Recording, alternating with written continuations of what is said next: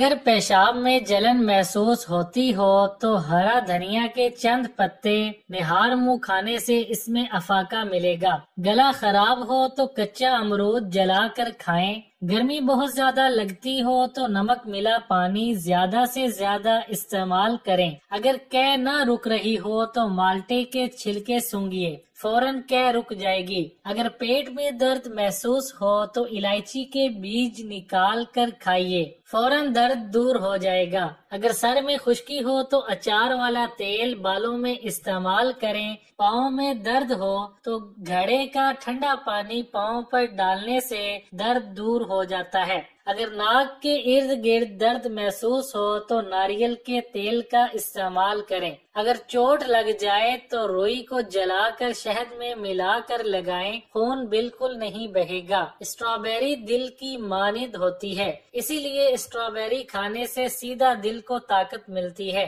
कभी भी शदीद गर्मी में थके हुए घर में आए तो फौरन फ्रिज वाला पानी ठंडा इस्तेमाल मत करें, क्योंकि ऐसा करने से आपको जोड़ों का दर्द हो सकता है। जो शख्स दिल के अमराज में मुब्तला हो, गर्मी में जितना हो सके तरबूज का इस्तेमाल करे, ये दिल को ताकत देता है। जब भी घर में गोश्त पकाएं तो उसे एक ही दिन इस्तेमाल करें।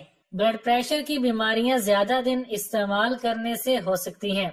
अगर आपको गर्मी में बहुत ज्यादा पसीना आता है और इसकी बदबू से आप लोगों में शर्मिंदगी महसूस करते हैं तो ये टोटका आजमाएं। गुलाब और नीम के पत्ते हम वजन लेकर पीस लें और इनका पाउडर बना लें और जिस्म के जिस हिस्सा पर पसीना ज्यादा आता हो वहाँ पर लगाएं। इससे आपको पसीना भी कम आएगा और जिस्म में से खुशबू आएगी। जलने के बाद कभी बर्फ का इस्तेमाल न करें। बर्फ खाल के नीचे दौराने खून को रोक सकती है, जिससे मुतासिरा जगह को मजीद नुकसान हो सकता है। इसकी बजाय फौरी तौर पर जलने वाली जगह को पानी के नलके के नीचे रख दें, जिससे जख्म पर काबू पाने में मदद मिलेगी। और मुमकिन हो तो मुतासिरा जगह को 10 मिनट तक पानी से धोते रहें। थर्मस अगर काफी दिन तक बंद रहे तो इसमें गैस पैदा होकर बदबू पैदा कर देती है। इस बदबू को दूर करने के लिए थर्मस में नीम गर्म पानी में नमक मिलाकर डालें तो बदबू दूर हो जाएगी। घी को डब्बे में काफी अरसे तक बंद रखा जाए तो बदबू पैदा हो जाती है। इसे दूर करने के लिए 5 किलो घी में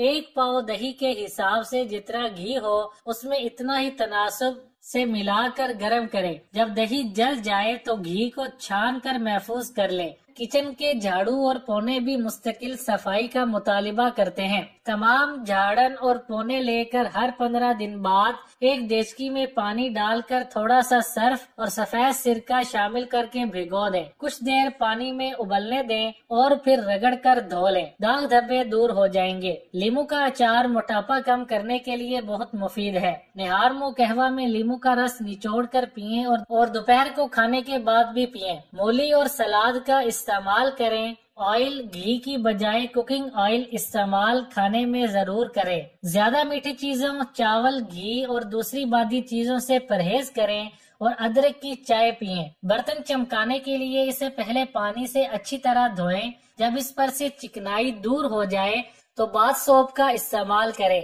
किसी शैम्पू या देसी सोप का इस्तेमाल हरगिज न करें। इन पर थोड़ा सा साबुन लगाकर बर्तन पर मलना शुरू कर दें। जैसे जैसे आप रगड़ते जाएंगे बर्तन इसी कदर चमकता जाएगा। अगर सालन पतला हो गया हो तो आपके पास प्याज या टमाटर नहीं है तो थोड़ी सी भुनी हुई सूजी सालन में डाल दें या थोड़ी सी लौकी उबाल कर पीसें और सालन में डाल दें। ओवन के बर्तन और सांचों पर से दाग उतारने के लिए बर्तन धोने के डिटर्जेंट में 2 खाने के चम्मच पाउडर मिला दें और स्पंज की मदद से ये पेस्ट बर्तन पर लगाएं। आधे घंटे बाद अच्छी तरह धो लें, दाग उतर जाएंगे। मछली की बदबू दूर करने के लिए इसको बगैर धोए नमक लगाकर 2 घंटे के लिए रख दें। फिर आटे से धोकर मसाला लगाएं, बिल्कुल खत्म हो जाएगी। किचन में किसी जगह काई लग जाए तो इस पर ब्लीचिंग पाउडर छिड़कें और फिर मरोशिया झाड़ू से साफ कर लें। अरवी की लेस खत्म करने के लिए इसे काटें और नमक लगा कर